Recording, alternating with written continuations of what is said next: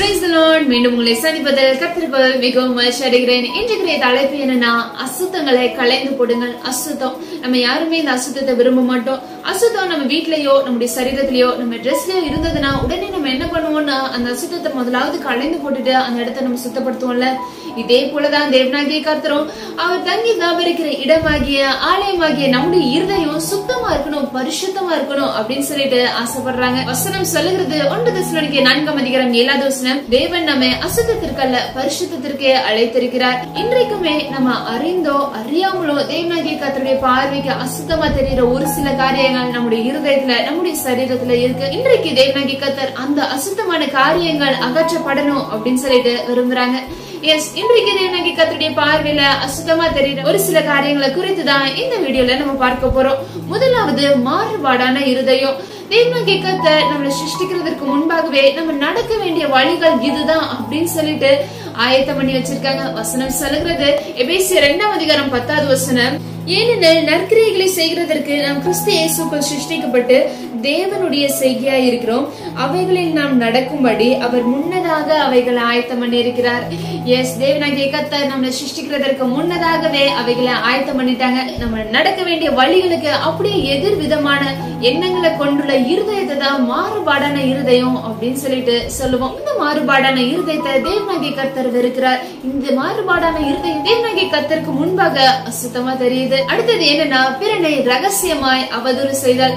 நம்ம முகத்துக்கு முன்பாக அவங்க சொல்றதெல்லாம் கேட்டுட்டு அவங்களை நல்லா பிரேஸ் பண்ணிட்டு நம்ம பேசுவோம். அவங்க போன பிற்பாடு பேசுவோம் பாருங்க, பேச்சு அது அப்படியே ஆப்போசிட்டா இருக்கும். இது தேவனாகிய கர்த்தருக்கு ரொம்ப பிரியமில்லாத ஒரு காரியம். நம்ம நண்பர்களா இருக்கட்டும் சரி, நம்ம கூட வேலை பார்க்கிறவங்களா இருக்கட்டும் சரி, நம்ம டீச்சர்ஸா இருக்கட்டும் சரி, பேரண்ட்ஸா இருக்கட்டும் சரி, யாரா இருக்கட்டும், அவங்க முகத்துக்கு முன்னாக ஒரு விதமாகவும் அவங்க போன பிற்பாடு அவங்கள பத்தி ரொம்ப தவறாவும் பேசுறத தேவனாகிய கர்த்தர் வெறுக்கிறார். அடுத்தது என்னன்னா, மேட்டிமையான கண். மேட்டிமையான கண் மற்றவங்க எல்லாருமே அற்பமா பார்க்கிறது, நான் தான் பெரியவன் அப்படிங்கிற ஒரு எண்ணம், இதெல்லாத்தையுமே தேவனாகிய கர்த்தர் வெறுக்கிறார். வேதாகமத்திலையும் கோலியாத் இப்படிதான், நான் தான் பெரியவன், என்ன வீழ்த்தத்தக்கவன் யார் அப்படிங்கிற மாதிரி இஸ்ரவேல் ஜனங்களை 40 நாள் நிந்திச்சாரு. தேவனாகிய கர்த்தர் என்ன திரும்ப பண்ணாரு, ஒரு குட்டி தாவீதை வச்சு அந்த மேட்டிமையான கண்ணுடைய அந்த கோலியாத்தை வெறுத்தினாரு. அடுத்தது என்னன்னா, பெருநெஞ்சன், அதாவது பெருமை உள்ள இருதயம். இதை தேவனாகிய கர்த்தர் வெறுக்கிறார். நம்மகிட்ட இருக்கிற டேலண்டா இருக்கட்டும் சரி, படிப்பா இருக்கட்டும் சரி, சுகமா இருக்கட்டும் சரி, குடும்பமா இருக்கட்டும் சரி, இது எல்லாத்தையுமே நம்ம தேவனாகிய கர்த்தருடைய கரத்துல இருந்து நம்ம பெற்றிருக்கோம். ஆனா நம்ம என்ன பண்றோம்னா, இது எல்லாமே என்னால் உண்டானது அப்படின்னு சொல்லிட்டு ஒரு பெருமை உள்ள எண்ணம்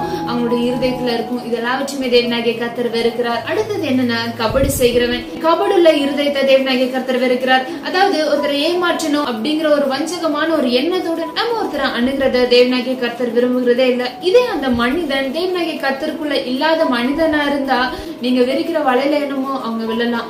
இதே நீங்க ஏமாற்றணும்னு நினைக்கிற அந்த மனிதன் தேவனாகிய கர்த்தருடைய பிள்ளையா இருந்தாங்கன்னா, நாங்க தேவனாகிய கர்த்தருடைய சமூகத்துல நிற்கிற மனிதனா, மகனா, மகளா இருந்தாங்கன்னா நீங்க விரிக்கிற வலையில நீங்களே விட வேண்டிய நாட்கள் வரும். அடுத்தது என்னன்னா, பொய் சொல்லுதல். இந்த பொய் சொல்லுதல் தேவனாகிய கர்த்தர் விரும்புகிறதே இல்ல. உள்ளதை உள்ளதென்றும் இல்லதை இல்லதென்றும் சொல்லுங்கள், இதற்கு மிஞ்சினது தீமையினால் உண்டாயிருக்கிறது. நம்முடைய தேவனாகிய கர்த்தர் தீமையை வெறுக்கிற தேவனாய் இருக்கிறார். ஒரு சின்ன காரியமோ பெரிய காரியமோ எல்லாவற்றிலுமே தேவனாகிய கர்த்தர் அவருடைய பிள்ளைகளாக என்ன உண்மையா இருக்கணும் அப்படின்னு சொல்லிட்டு ஆசைப்படுறாங்க. இது ஒவ்வொரு சின்ன சின்ன விஷயங்கள். இந்த காரியத்துல நம்ம உண்மையை சொன்னா அப்பா திட்டுவாங்க, நம்ம இந்த காரியத்துல உண்மையை சொன்னா டீச்சர் திட்டுவாங்க, இவங்க திட்டுவாங்க, அவங்க திட்டுவாங்க அப்படின்னு சொல்லிட்டு சின்ன சின்ன காரியத்துக்குமே நம்ம என்ன பண்றோம்னா சர்வசாதாரணமா அலட்சியமா நம்ம போய் சொல்றோம். இதெல்லாம் தேவனாகிய கர்த்தருடைய பார்வையில அருவருப்பா இருக்கு. இன்றைக்குமே உங்களுடைய வாழ்க்கையில உங்களுடைய சரீரத்துல மாறுபாடான இருதயம், பிறனை ரகசியமாய் அவதூறு செய்தல், பெருமையுள்ள இருதயம், பொய் சொல்லுதல், கபடுள்ள இருதயம், மேட்டிமையான கண், இந்த மாதிரி காரியங்கள் உங்களுடைய வாழ்க்கையில உங்களுடைய சரீரத்துல இருக்கா அப்படின்னு சொல்லிட்டு ஆராய்ந்து பாருங்க. இருந்ததுன்னா இன்றைக்கு தேவனாகிய கர்த்தருடைய சமூகத்துல ஒப்பு கொடுங்க. தகப்பனே, இந்த காரியம் என்னிடத்துல இருக்குப்பா, இந்த காரியத்தை என்னிடத்துல இருந்து அகற்றுங்க, இந்த அசுத்தத்தை என்னிடத்துல இருந்து அகற்றுங்க அப்படின்னு சொல்லிட்டு கெஞ்சிங்க, மன்றாடுங்க. தேவனாகிய கர்த்தர் உங்களுடைய ஜெபத்தை, உங்களுடைய கூக்குரலின் சத்தத்தை கேட்டு உங்களுடைய இருதயத்துல இருக்கிற தேவனாகிய கர்த்தருக்கு அசுத்தமா தெரிகிற எல்லா காரியங்களையும் அகற்றி போடுவாங்க. அது மாத்திரம் இல்லாம தேவனாகிய தேவனாகிய கர்த்தர் நம்ம நடக்க வேண்டிய வழிகளை முன்னாடியே ஆயத்தம் பண்ணி வச்சிருக்காங்க. அந்த வழிகள்ல நடக்க ஆரம்பிங்க. நடக்க முடியலன்னா உதவி கேளுங்க தேவனாகிய கர்த்தர் இடத்துல. தேவனாகிய கர்த்தர் நிச்சயமாகவே அந்த வழியில நடக்க உதவி செய்வார். அனுதினமும் நம்ம ஸ்தோத்திரித்து தேவனாகிய கர்த்தருடைய வார்த்தைகளுக்கு நம்ம கீழ்ப்படிந்து நடக்கும்போது நம்ம எந்த இடத்துல, எந்த நேரத்துல, எந்த நெருக்கத்துல நம்ம கூப்பிட்டாலும் தேவனாகிய கர்த்தர் உடனே நம்முடைய ஜெபத்தை கேட்டு நம்முடைய ஜெபத்திற்கு பதில் கொடுத்து நம்ம அந்த காரியத்துல இருந்து விடுதலை ஆக்குகிறவராய் இருக்கிறார்.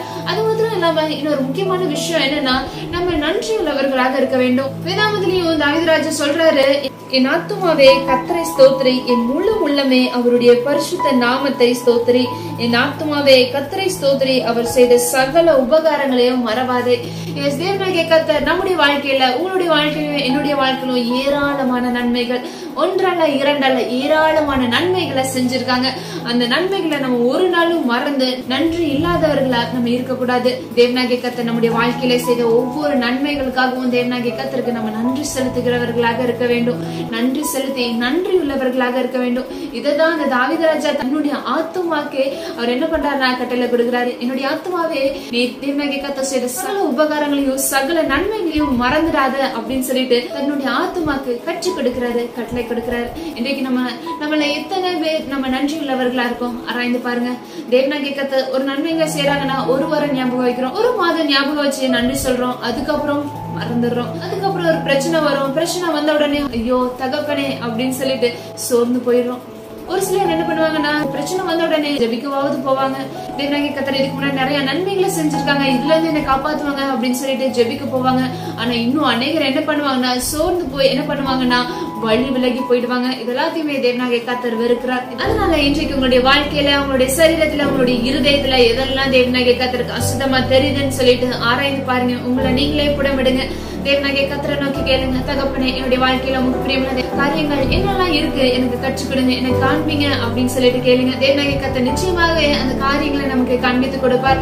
அந்த காரியங்களை உடனடியாக நம்ம இடத்துல அகற்றிட்டு தேவனாகிய கர்த்தர் நமக்காக நம்ம பிறப்பதற்கு முன்பாகவே நியமித்து வைத்திருக்கிற, ஆயத்தம் பண்ணி வைத்திருக்கிற அந்த பாதையில அனுதினமும் தேவனாகிய கர்த்தரை ஸ்தோத்திரித்து நடக்க ஆரம்பிங்க. அது மாத்திரம் இல்லாம தேவனாகிய கர்த்தர் உங்களுடைய வாழ்க்கையில செய்த நன்மைகளை ஒரு நாளுமே மறந்துடாதீங்க. அனுதினமும் தேவனாகிய கர்த்தருக்கு அதற்காக நன்றி செலுத்த ஆரம்பிங்க. இதே மாதிரி அவருடைய சத்திய வார்த்தையோட அடுத்த வாரம் உங்களை சந்திக்கிறேன். Until then, stay tuned. Thank you. God bless you.